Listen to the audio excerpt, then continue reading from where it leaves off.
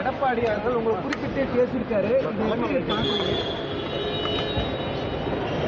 அவருடைய கருத்து பொதுக்கூட்டத்தில் கூறப்பட்டிருக்கிற கருத்து சார், இந்த உதயநிதி ஸ்டாலின் வந்து டெல்லி தலைமை சொல்லி தான் இவர் வந்து தாவைக்கால சேர்ந்திருக்காரு அப்படின்னு பேசியிருக்காரு. ஒவ்வொருடைய கருத்துக்களும் பதில் சொல்ல இயலாது. இப்போ என்னை பொறுத்தவரையிலும் தெளிவாக ஒரு முடிவு செய்துதான் நான் இந்த இயக்கத்தில் இணைந்திருக்கிறேன். மற்றவர் கருத்துக்கள் சொல்லியோ மற்றவர் கருத்துக்களை ஏற்றோ நான் இந்த இயக்கத்தில் இணையவில்லை. ஆகவே டெல்லி சொல்லித்தான் சொல்வது என்பது சால பொருத்தமாக இருக்காது. தூய்மை ஆட்சி அமையும் அப்படின்னு சொல்கிறாரு. அப்போ அதிமுக ஆட்சியில் தூய்மை ஆட்சி அமையலையா? ஏங்க நான் ஆட்சி சிஎம் இருக்கும்போது ஒரு மினிஸ்டர் இருந்தாரேன்னு கேட்குறாரு. தூய்மையான ஆட்சி என்பதற்கு பல காரணங்கள் இருக்கிறது.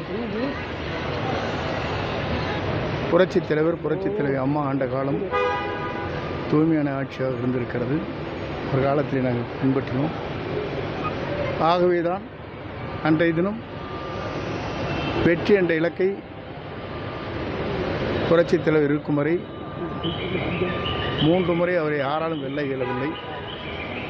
புரட்சித் தலைவர் அம்மாவுடன் 5 முறை முதலமைச்சராக இருந்தார்கள். இப்போது மக்களுடைய தீர்ப்பை பொறுத்தவரையிலும் 2021 என்ன தீர்ப்பு வழங்கப்பட்டிருக்கிறது என்பதே அவருக்கு அது பதிலாக இருக்கும். நீங்க காலக்கெடு விதிச்சீங்க. அந்த குறிப்பிட்ட அந்த காலக்கெடு குறிப்பிட்ட ஒரு வந்து இல்லை காலக்கெடு இல்லை அவருக்கு காலக்கெடு விதிக்கவில்லை. நீ முதல்ல பத்திரிகை என்பது தெரிந்து கொள்ள வேண்டும். நீங்கள் இந்த கேசட்டை போட்டு பார்த்தாலே தெரியும். 5 நாட்களுக்குள் பேச்சுவார்த்தை துவங்க வேண்டும். 1 மாதம் அல்லது 1.5 மாதம் எடுத்துக்கொள்ளலாம். அதற்கு பிறகு யாரை சேர்த்த வேண்டும் என்பது பொதுச் செயலாளர் தான் முடிவு செய்ய வேண்டும் என்று சொல்லியிருக்கிறேன். ஒரு கருத்தை சொல்வதற்கு சுதந்திரம் அங்கே வேண்டும். முதலே தெரிந்து கொள்ள வேண்டும். நீங்கள் அன்றைக்கு கூட படம் கையிலே வைத்திருக்கிற போது சொன்னீர்கள். அவர் கூட அதை சொன்னார். நான் இங்கே விவசாய நிலத்துக்காக சென்றேன்.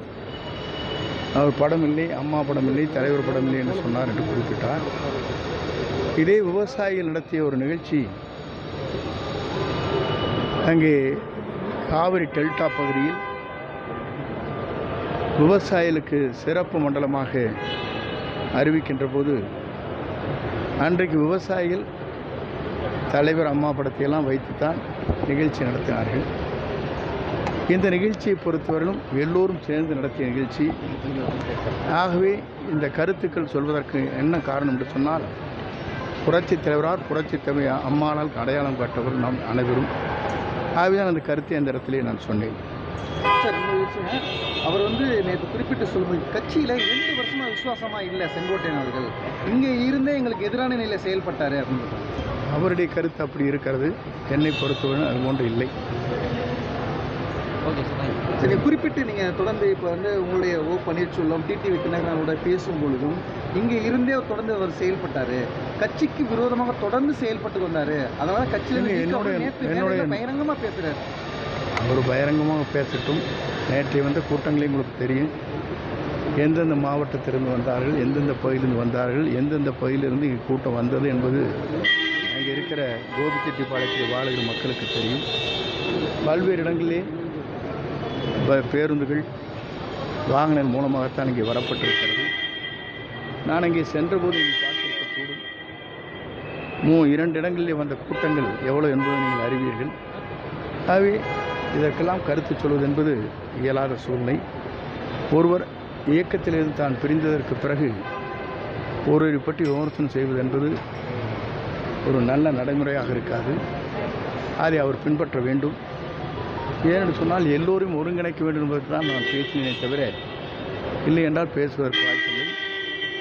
2 ஆண்டு காலத்தில் ஒரு நாளாவது ஓபிஎஸோட டிடிவியோடு நான் பேசியிருக்கிறேன் என்று சொல்ல முடியாது. 5ஆம் தேதிக்கு பிறகுதான் அவரிடத்தில் தொடர்பு வைத்து பேசினேனே தவிர வேறொன்றும் இல்லை. வேண்டுமென்றே ஒரு குற்றச்சாட்டை சொல்லி என்னை வெளியே அனுப்ப வேண்டும் என்று நீண்ட நாள் அவருடைய ஆசை. அந்த கனவு நிறைவேறியிருக்கிறது. ஆகவே அந்த கனவை பற்றி எனக்கு அவர் நிறைவேறிய கனவு அவருக்கு வெற்றியாக இருக்கலாமே தவிர என்னை பொறுத்தவரையிலும் என்னுடைய பயணங்கள் சரியாக இருக்கும். தமிழக வெற்றி கழகத்தில் இணைந்த பிறகு நீங்கள் கோபிக்கு போனீங்க. ஈரோட்டில் வரவேற்பு, கோயம்புத்தூரில் வரவேற்பு. இந்த எழுச்சியை பயணம் எப்படி நீங்கள் பார்க்குறீங்க? இந்த எழுச்சியை பொறுத்தவரையிலும் நான் கோவைக்கு செல்கிற போது விமானம் கோளாறு ஏற்பட்டு பெங்களூருக்கு சென்று 2.5 மணி நேரம் கழித்து வந்ததற்கு பிறகு கூட ஆர்வத்தோடு இங்கே கழகத் தோழர்கள் வெற்றி கழகத்துடைய தமிழக வெற்றி கழகத்துடைய தோழர்கள் ஆர்ப்பரித்து நின்றார்கள். அப்படி என்றால் 4 மணி நேரம் காத்திருக்கிறார் என்று சொன்னால் அது எவ்வளவு வேகமாக அந்த பயணங்கள் மேற்கொண்டிருக்கிறார்கள் அந்த தொண்டர்கள் என்பதை நீங்கள் அறிவீர்கள்.